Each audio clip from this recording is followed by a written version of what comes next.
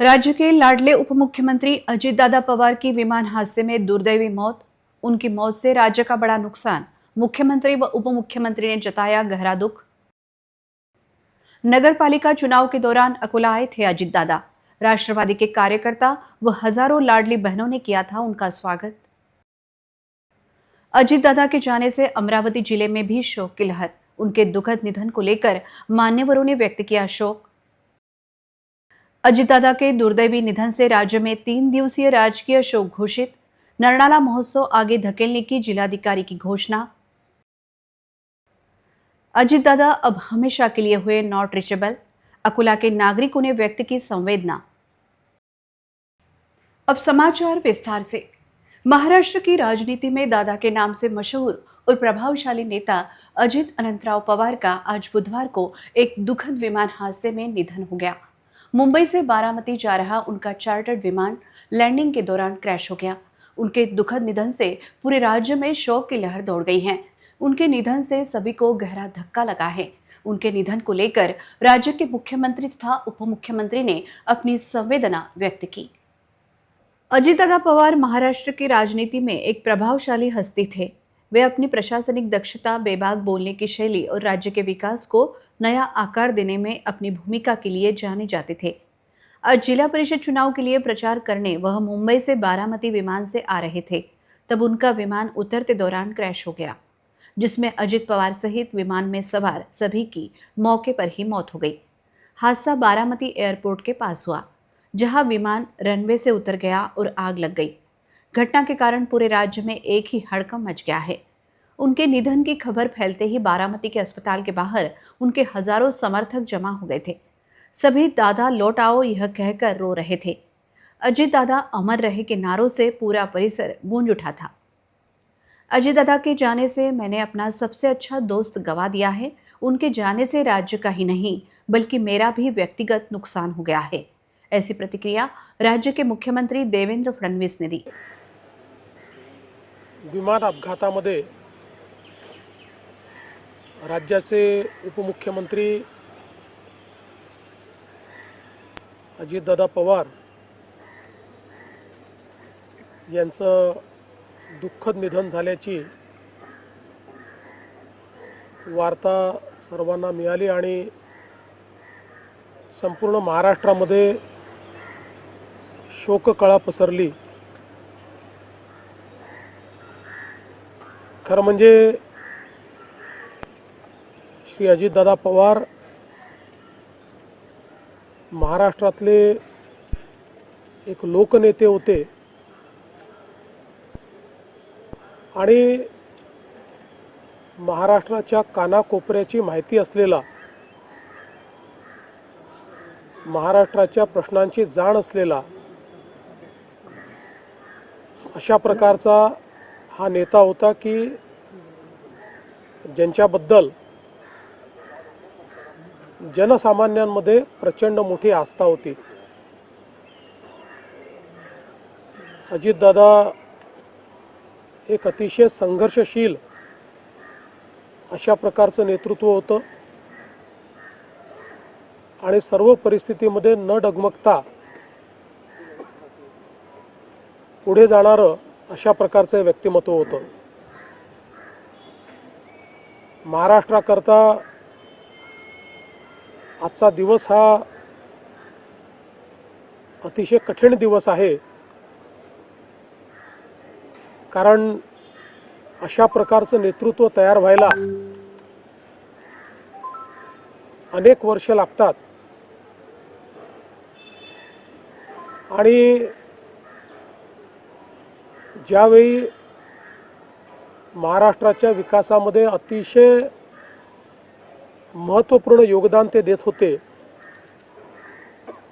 अशा काळामध्ये त्यांचं निघून जाणं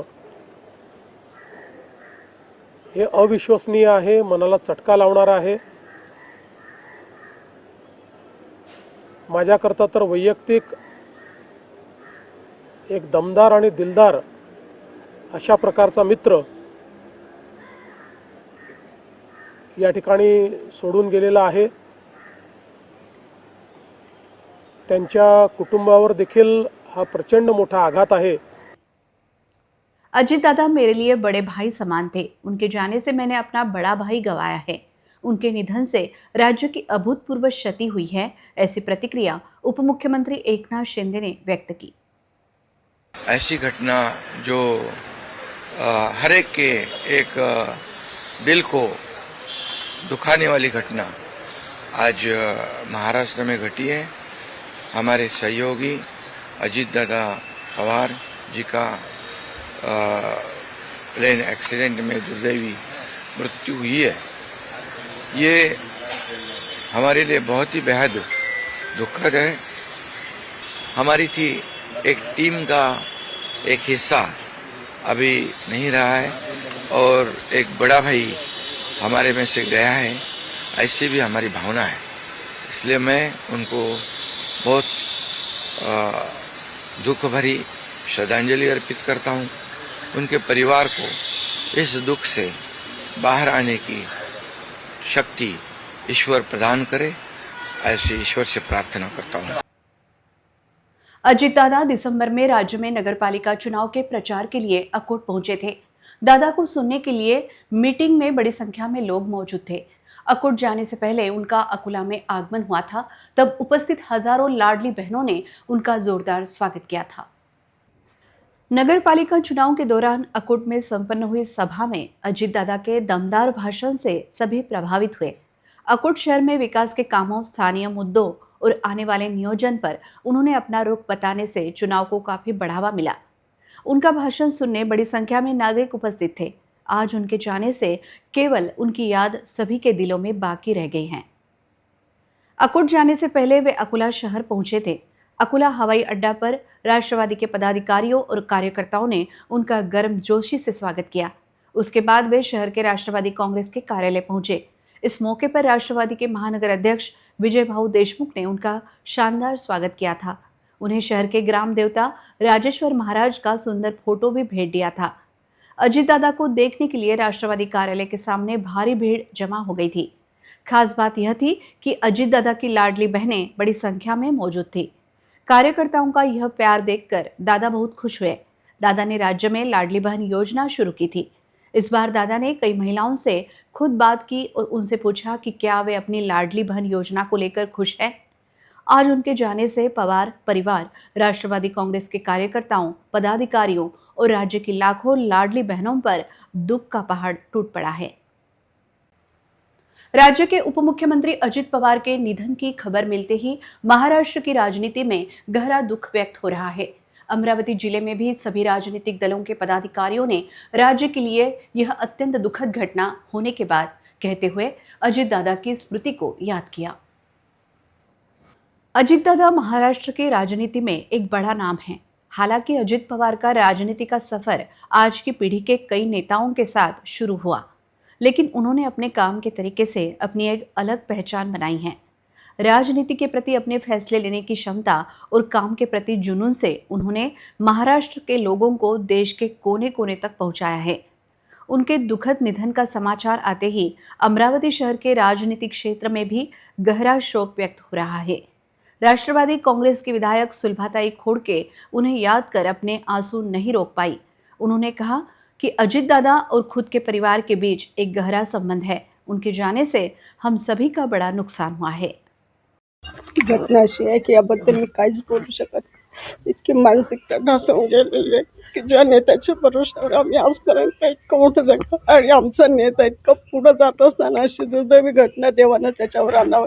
एवढं मोठं संकट कुठलंच नाही। संकटाला तोंड कसं द्यावं याचाच विचार आला। देवानं बघितलं, दादांचे स्वप्न खूप मोठे होते। खूप पुढे जाण्यासाठी, महाराष्ट्राला पुढे नेण्यासाठी मी खूप प्रयत्न केला, सर्वांना घेऊन चालत आणि काळाने त्यांच्यावर अशी झडप आणणं म्हणजे ही खूपच मोठी दुर्दैवी घटना आहे की शब्दातच व्यक्त करू शकत नाही। इतकं मोठं दुःख झालंय की असं वाटतं की आपल्या घरातला माणूस गेला आणि त्यांच्यामुळे आज आपण इथपर्यंत त्यांचं एवढं सहकार्य, त्यांचा आवाज जर याला, फोन जर याला तर आमच्या कुटुंबाला एक प्रेरणा मिळत होती, त्यांना आम्ही पुढे जात होतो आणि असं होणं म्हणजे आमच्यासाठी खूप मोठी दुःखाची गोष्ट आहे। याला शब्दात व्यक्त करणंच कठीण आहे। वहीं पूर्व राज्य मंत्री तथा कांग्रेस की वरिष्ठ नेता यशोमती ठाकुर ने भी अजीत दादा की स्मृति को याद कर उनके जाने से राज्य की राजनीति का बड़ा नुकसान होने का दुख व्यक्त किया। अजितदादाचं असं एकाएकी जाणं हा सगळ्यांसाठी, अख्ख्या महाराष्ट्रासाठी, या देशासाठी एक खूप मोठी धक्कादायक घटना आहे. अजितदादा एक करारी, अतिशय डिसिप्लिन, लोकांमध्ये राहणारा, लोकांची कामं सतत करणारा, सकाळी उठून स्वतः नियमबद्ध राहणारा आणि सगळ्यांनाही नियमामध्ये ठेवणारी अशी एक व्यक्ती आज असा एक मोठा नेता आपल्यामधनं हरवून गेलेला आहे. या म्हणजे शब्द कमी पडतायत. त्यांना भावपूर्ण श्रद्धांजलि या ठिकाणी वाहते. अमरावती के सांसद बलवंत वानखेड़े ने भी अजीत दादा के निधन पर शोक व्यक्त करते हुए इसे राज्य की अभूतपूर्व क्षति बताया। आज महाराष्ट्राचे उपमुख्यमंत्री माननीय अजितदादा यांच्यावर जो काळानं झेप घेतली, त्यांचं अपघातात जे निधन झालं, त्यामुळे निश्चितच संपूर्ण महाराष्ट्राचं नुकसान झालेलं आहे. काही लोकांचं वैयक्तिक असेल, राजकीय असेल किंवा अन्य नुकसान असेल, ती जी हानी झाली ती न भरून निघणारी आहे. महाराष्ट्र एका द्रष्ट्या नेत्याला, विकसनशील दृष्टिकोन असणाऱ्या पुरुषाला आणि सामान्य कार्यकर्त्यांना दिलासा देणारा, हात देणारा नेता आज पडद्याआड झाला. त्याचं अतीव दुःख आहे. मी त्यांना या निमित्तानं भावपूर्ण श्रद्धांजलि अर्पण करतो. राज्य के उप मुख्यमंत्री अजित पवार की मौत के बाद महाराष्ट्र में 3 दिवसीय राजकीय शोक घोषित किया गया है, जिसके बाद अकोट तहसील में आयोजित नरनाला फेस्टिवल को आगे धकेला गया है, ऐसी जानकारी जिलाधिकारी ने दी। बुधवार 28 जनवरी राज्य के उप मुख्यमंत्री अजित पवार की सुबह करीब 9 बजे एक विमान दुर्घटना में दुखद मौत हो गई। उनकी मौत से पूरे राज्य में शोक की लहर दौड़ गई है और उनके समर्थक सदमे में हैं। उप मुख्यमंत्री अजित दादा की मौत को लेकर राज्य में 3 दिवसीय राजकीय शोक घोषित किया गया है, जिसके चलते जिले में होने वाला नरनाला फेस्टिवल आगे धकेला गया है। जिले में 30 जनवरी से 1 फरवरी तक नरनाला फेस्टिवल का आयोजन किया गया था, लेकिन जिलाधिकारी वर्षा मीना ने बताया कि राज्य के उप मुख्यमंत्री अजित पवार की मौत की वजह से नरनाला फेस्टिवल को आगे धकेला गया है। इससे जुड़े सभी कार्यक्रम स्थगित किए गए हैं। उन्होंने इस पर ध्यान देने की अपील नागरिकों से की है। अकोला जिल्ह्यामध्ये 30, 31 जनवरी आणि 1 फरवरीमध्ये नरनाळा महोत्सवचं आयोजन केलं होतं, पर आज माननीय उपमुख्यमंत्री श्री अजित पवार दादा यांचे दुःखद निधन झाल्यामुळे नरनाळा महोत्सवची जो तारीख होती ते पोस्टपोन केलेली आहे. पुढची तारीख जेव्हा फायनल होईल तेव्हा सगळ्यांसोबत शेअर केली जाणार आहे. अगर अजित दादा का फोन सिर्फ 10 मिनट के लिए भी बंद रहा या अगर वे नॉट रीचेबल हो जाते थे तो यह ब्रेकिंग न्यूज़ बन जाती थी, लेकिन अजित दादा अब हमेशा के लिए अनरीचेबल हो गए हैं। उनके अचानक चले जाने से अकोला के राजनीतिक हलकों में बहुत दुख हुआ है और अकोला के राजनीतिक नेताओं ने दादा के काम करने के तरीके को याद करते हुए अपनी बात रखी है। राज्य के लाडले उप मुख्यमंत्री अजित पवार, जिन्होंने राज्य में 6 बार उप मुख्यमंत्री का पद संभाला, बदकिस्मती से विमान हादसे में उनकी आज दर्दनाक मौत हो गई। यह दिल तोड़ने वाली खबर थी। अजित पवार के बारे में एक बात ऐसी थी, अगर अजित दादा का फोन सिर्फ 10 मिनट के लिए भी बंद रहता या अगर वे अनरीचेबल हो जाते तो यह ब्रेकिंग न्यूज़ बन जाती थी, क्योंकि दादा एक दमदार नेता थे जो लगातार जनता के संपर्क में रहते थे। अब यह नेता हमेशा के लिए जनता की पहुंच से बाहर हो गया है। उनकी राजनीति को लेकर चाहे कितनी भी असहमति हो, चाहे कितना भी विरोध हो, आज उस विरोध को जाहिर करने का समय नहीं है। महाराष्ट्र की राजनीति को इतना गहराई से प्रभावित करने वाला कोई दूसरा नेता आज महाराष्ट्र की राजनीति में सक्रिय नहीं है। खरं सांगू का, म्हणजे बोलण्यासारखंच काही नाही राहिलं. अतिशय कणखर नेतृत्व, विकासाला चालना देणारं, प्रशासनावर जबरदस्त कमांड असणारं नेतृत्व होतं आणि काम करत असताना पक्ष, जात हे न पाहता कामाचं मेरिट पाहणार नेतृत्व होतं. आणि भारतीय जनता पक्ष अजितदादांची युती झाल्यानंतर आमचे खूप जवळचे संबंध आले. मी प्रतोद असल्यामुळे विधिमंडळाच्या अधिवेशनात रोजच भेट व्हायची. रोजच काहीतरी तांत्रिक विषयावर सभागृह कसं चाललं पाहिजे याविषयी आमची चर्चाही व्हायची. मात्र महाराष्ट्र आज एक लोकनेत्याला हरून बसला हे तेवढं सत्य आहे. राष्ट्रवादी काँग्रेसच नाही तर या महाराष्ट्रात राहणाऱ्या 13 कोटी लोकांमध्ये हळहळ आहे माझ्यासहित. आठवणी तर खूप आहेत, पण आता खरं म्हणजे मी भावनाविवश माणूस आहे. मला काही आज आठवणी सांगणं शक्य होणार नाही. मुख्यमंत्र्यांनी नानाजी देशमुख कृषी संजीवनी प्रकल्पावर माझी नियुक्ती केली, परंतु ती फाईल फायनान्स म्हणून अजितदादांच्या माध्यमातून मुख्यमंत्र्यांकडे गेली आणि क्षणाचाही विलंब न लावता अजितदादांनी म्हटलं, अरे आपले रणधीर सावरकर होतात का, फार चांगली गोष्ट आहे, ताबडतोब फाईल कळा. 3 मिनिटात ती फाईल मुख्यमंत्री कार्यालयात रवाना करणारा आमचा नेता आज आमच्यात नाही आहे. हे म्हणजे खरंही वाटत नाही. पण ठीक आहे, आता नियती आहे, काय करणार. त्यांच्या कुटुंबात त्या दुःखात आम्ही सहभागी एवढंच म्हणू शकतो. विरोधी पक्षाच्या मतदारसंघातल्या जनतेच्या भावना घेऊन त्या लोकांचे काम करून देणं अतिशय चांगला आज आपल्यातून अजितदादा निघून गेले. खरं तर दादा, मी जेव्हा 2019ला आमदार झालो होतो तेव्हापासून दादा आम्ही 2.5 वर्ष सत्तेत सहभागी होतो. दादासारखा माणूस ह्या महाराष्ट्राला आता पुन्हा मिळणार नाही आणि असा माणूस होणार नाही. स्पष्ट वक्ता, स्पष्ट बोलणं, महाराष्ट्रातल्या जनतेचा लोकनेता आज आपल्यातून निघून गेला आणि खूप मोठी या महाराष्ट्राची खूप मोठी हानी झाली. ही हानी भविष्यात कधी भरून निघणारी नाही. ये बहुत दुख का समय है, एक ऐसा लॉस जिसकी भरपाई नहीं हो सकती. अजीत दादा जैसे लोग सदी में बहुत कम पैदा होते, तो मुझे तो बहुत ज़्यादा दुख है कि हमने इतना बड़ा नेता खो दिया. एक नेतृत्व तो हमारे पास से चला गया और मैं उनके परिवार को परमात्मा से दुआ करता हूँ कि इस दुख की घड़ी में उभरने का मौका दे. और मैं अपनी पूरी वेदना, श्रद्धांजलि, खिराज अकीदत उनको पेश करता हूँ और उनकी आत्मा की शांति के लिए दुआ करता हूँ. और मैं फिर से एक बार कह रहा हूँ कि एक ऐसा लॉस हो गया महाराष्ट्र का जिसकी भरपाई नहीं होनी चाहिए, नहीं हो सकती. अजीत दादा से हम मिलते थे हाउस में, एक हंसमुख आदमी, मुंहफट आदमी, कभी पीछे से किसको बुराई नहीं, कभी किसी की काड़ी नहीं करना, डायरेक्ट लड़ना है तो मुंह पे लड़ना है, बोलना है तो मुंह पे बोलना. मुझे बहुत दुख है और मैं अपने परिवार की तरफ से और कांग्रेस पार्टी की तरफ से उनको श्रद्धांजलि देता हूँ और परमात्मा से दुआ करता हूँ कि उनके परिवार को इस दुख की घड़ी से निकलने का उनको मौका मिले और हम सब उनके साथ में हैं.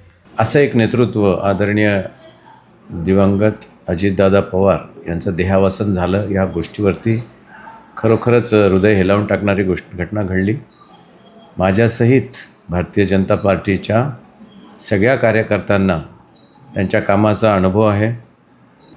अनेकदा त्यांच्या भेटी झाले. अनेक प्रसंग असे आहेत की खरोखरच त्यांच्या त्या वागण्यातून, त्या अनुभवातून माझ्यासारख्या सामान्य कार्यकर्त्याला आयुष्यभर जपणारी संस्काराची आणि काम करण्याच्या पद्धतीची शिदोरीच त्यांच्याकडनं आम्हाला मिळालेली आहे. आपल्याला वाटत होतं की त्यांचं लक्ष नाही, पण ते लक्ष ठेवून सगळ्यांवरती जे काय काम होऊ शकत होतं ते काम नक्की करून द्यायचे. तोंडावर सांगायचे, होत नसलं तर जे ओठात आहे ते पोटात, जे पोटात आहे ते ओठात आहे, असा नेता होता. कधीच असं झालं नाही की त्यांनी काहीतरी वेळ काढून नेणाऱ्या काही गोष्टी केल्या कोणत्या प्रश्नावरती. होत असेल तर हो, नाही तर नाही. आज मी माझ्या वतीने व पूर्ण समाजाच्या वतीने त्यांच्या घराच्या विषयी माझ्या संवेदना व्यक्त करतो. देवाचरणी प्रार्थना करतो की त्यांना चिरायू मिळवो आणि ही महाराष्ट्रासाठीच नव्हे पण पूर्ण महाराष्ट्राच्या जनतेसाठी एक दुःखद घटना. एक अतिशय डायनामिक लीडर होतं. आज सिर्फ ये राष्ट्रवादी कांग्रेस अजीत पवार गठ की हानि नहीं है, हर पक्ष के, हर अच्छे काम करने वाले कार्यकर्ताओं की भी हानि है. मैं पुनश्च सागर भारूका उद्धव बाला साहेब ठाकरे पक्ष की ओर से भावपूर्ण श्रद्धांजलि, आदरांजलि अर्पित करता हूँ. महाराष्ट्रातील जी सरकार, भारतीय जनता पार्टी, राष्ट्रवादी काँग्रेस शिंदे सेना हे मिळून कार्य करत होते. एक मोठा पक्षाचं नुकसान झालेलं आहे आणि देवासमोर आमची अशीच प्रार्थना आहे की त्यांच्या आत्माला शांती लाभो. ये हमारे को भी बहुत धक्का लगा कि अजीत दादा जैसे इतने अच्छे नेता अब इस महाराष्ट्र में देश में नहीं रहे। और एक समय की बात है कि जब पानी टंचाई थी अकोला में, जब लालाजी आमदार थे तो अजीत दादा ने बुला के उनको बोले थे लालाजी पैसे की कमी नहीं पड़ने दूंगा, लेकिन अकोला वालों को मैं हर सहायता आपको जो बोलेंगे वो करूँगा।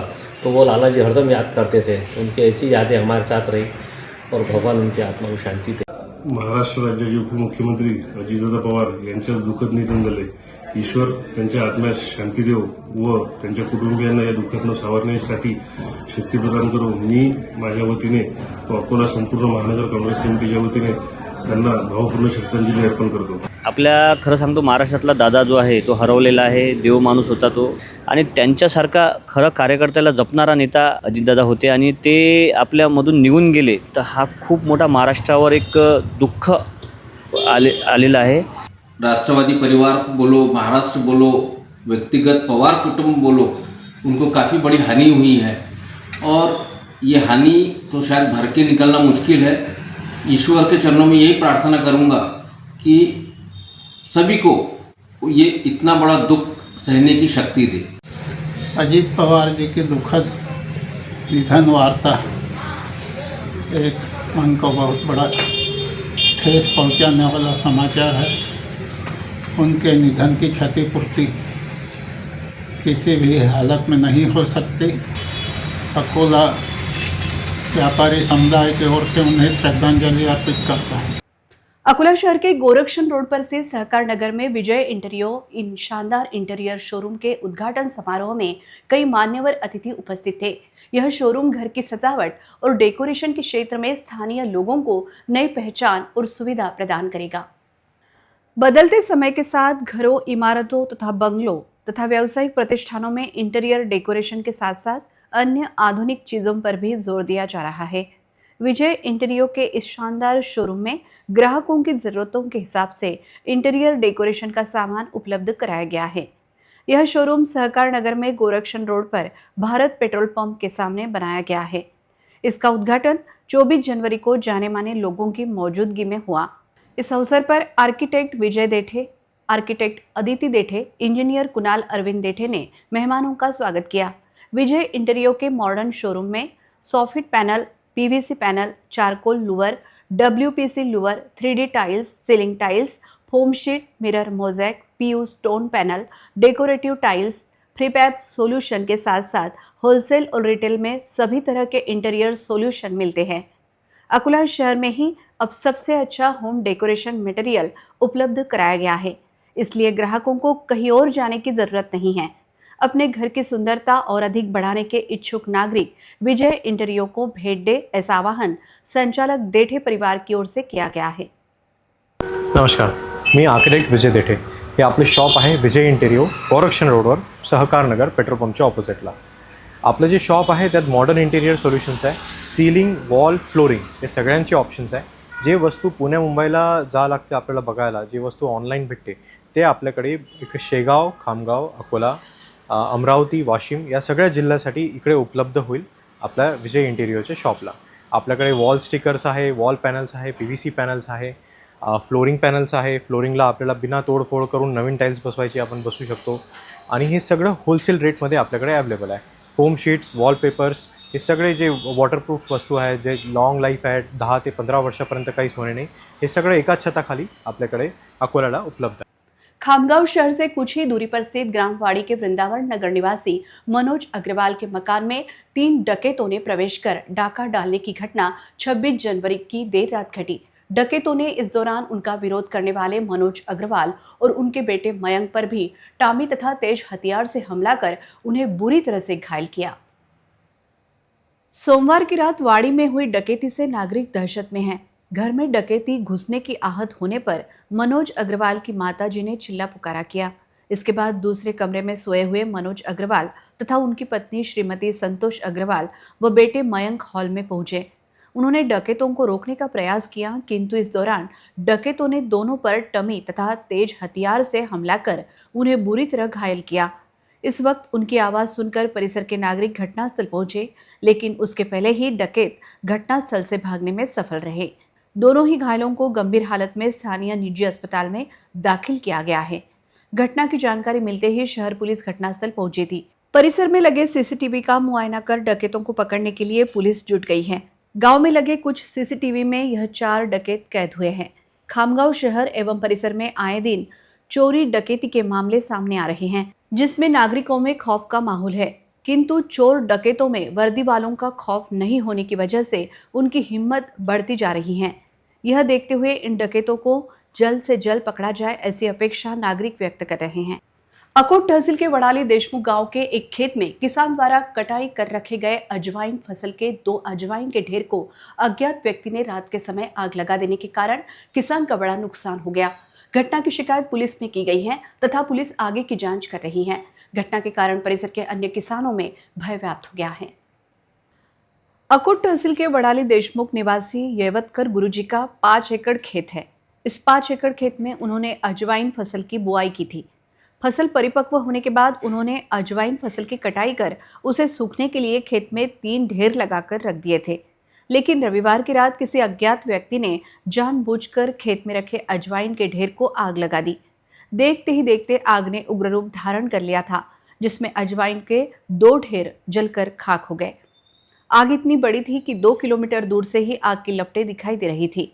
घटनास्थल पर पूरा गांव उमड़ गया था। भीषण आग के कारण कोई भी आग के पास जाने की हिम्मत नहीं जुटा पा रहा था, जिसके चलते अजवाइन के 2 ढेर जलकर राख हो गए, जिसमें किसान का 5 लाख रुपए का नुकसान होने का अनुमान लगाया जा रहा है।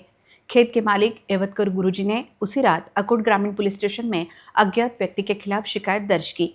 इस परिसर में किसानों के खेत में रखे तुअर, चना तथा गेहूं फसल के ढेर को आग लगाने की घटनाएं बढ़ गई हैं। इतना ही नहीं, किसानों के स्प्रिंकलर मशीन, कुएं पर लगे मोटर पंप, पानी के केबल आदि की चोरी की घटनाएं भी हो रही हैं। पहले ही किसान वन्य प्राणियों के आतंक से परेशान हो गए हैं, अब जानबूझकर ऐसी आगजनी की घटनाएं हो रही हैं। यह देखते हुए खेती करे तो कैसे करे, यह बड़ा सवाल किसानों के सामने निर्माण हो रहा है। घटनास्थल पर पुलिस दाखिल हो चुकी थी। संबंधित विभाग ने पंचनामा कर आगे की कार्रवाई शुरू की है। किसानों का जो नुकसान हुआ है, यह देखते हुए किसान को शासन की ओर से नुकसान भरपाई देनी चाहिए, ऐसी मांग गांव के किसान कर रहे हैं। इस घटना को लेकर किसान ने जानकारी दी। माझ्या वडाळ देशमुख येथील शेत सावरा रोडवरील गट क्रमांक 360-61 मध्ये ओव्याचा पेरा होता. ओवा काढणीला आला आणि त्याच्या गंजा लावण्यात आल्या आणि त्यातील 2 गंजा 2-2 एकराच्या अज्ञात इसमाने जाळून खाक केल्या. कोणाच्या शेतातील सोयाबीनची गंजी, तुरीची गंजी, हरभरा, कोणाचे स्प्रिंकलर पाईप, कोणाची मोटर, असे काही घटना घडत आहेत. आज वडाळ देशमुख येथील येवतकर सर यांच्या शेतात ओवा काढणीला आला होता आणि त्यांनी त्या शेतामध्ये 5 एकरातील गंजा लावल्या होत्या. त्या गंजीला अज्ञात व्यक्तीने आग लावली. माझी प्रशासनाला अशी कळकळीची विनंती आहे, या गोष्टीला आळा घालण्यासाठी प्रयत्न करा. सूखे गहरे कुएं में गिरी नीलगाय को बचाने के लिए वन विभाग के कर्मचारियों को काफी मशक्कत करनी पड़ी, क्योंकि रेस्क्यू के दौरान रेस्क्यू टीम पर मधुमक्खियों ने हमला कर दिया था। इसके बावजूद रेस्क्यू टीम ने अपनी जान जोखिम में डालकर आखिरकार कुएं से नीलगाय को बाहर निकालकर बचा लिया। इस रेस्क्यू को सफल बनाने पर गांव के लोगों ने टीम की सराहना की। प्राप्त जानकारी के अनुसार मूर्तिजापुर तहसील के मानाखेत खलिहान में स्थित सूखे कुएं में नीलगाय गिर गई थी। खेत मालिक के ध्यान में आते ही उसने तुरंत वन विभाग को जानकारी दी। जानकारी मिलते ही आरएफओ विश्वास थोरात व वनपाल गजानन गायकवाड़ तुरंत रेस्क्यू टीम के मानद वन्यजीव रक्षक बालकाल ने यशपाल इंगोले, तुषार आवारे, डॉक्टर प्रवीण पवार, संतोष वाकोड़े के साथ मौके पर पहुंच गए। नीलगाय को बाहर निकालने के लिए रेस्क्यू शुरू करते ही कुएं से उठी मधुमक्खियों ने रेस्क्यू टीम पर हमला बोल दिया, लेकिन टीम ने जाल के सहारे मधुमक्खियों को वहां से हटाया और जाल कुएं में डालकर जाल में नीलगाय फंसते ही लोहे के पाइप कुएं पर डालकर उसके सहारे जाल को खींचते हुए नीलगाय को बाहर निकाला गया। इस रेस्क्यू ऑपरेशन के लिए वन विभाग के कर्मचारियों को काफी मशक्कत करनी पड़ी। घटनास्थल पर उपस्थित लोगों ने वन विभाग के टीम की प्रशंसा की। अंत में एक नजर आज की सुर्खियों पर। राज्य के लाडले उप मुख्यमंत्री अजित दादा पवार की विमान हादसे में दुर्दैवी मौत। उनकी मौत से राज्य का बड़ा नुकसान। मुख्यमंत्री व उप मुख्यमंत्री ने जताया गहरा दुख। नगर पालिका चुनाव के दौरान अकोला आए थे अजित दादा। राष्ट्रवादी के कार्यकर्ता व हजारों लाडली बहनों ने किया था उनका स्वागत। अजित दादा के जाने से अमरावती जिले में भी शोक की लहर। उनके दुखद निधन को लेकर मान्यवरों ने व्यक्त किया शोक। अजित दादा के दुर्दैवी निधन से राज्य में 3 दिवसीय राजकीय शोक घोषित। नरनाला महोत्सव आगे धकेलने की जिलाधिकारी की घोषणा। अजित दादा अब हमेशा के लिए हुए नॉट रीचेबल। अकोला के नागरिकों ने व्यक्त की संवेदना।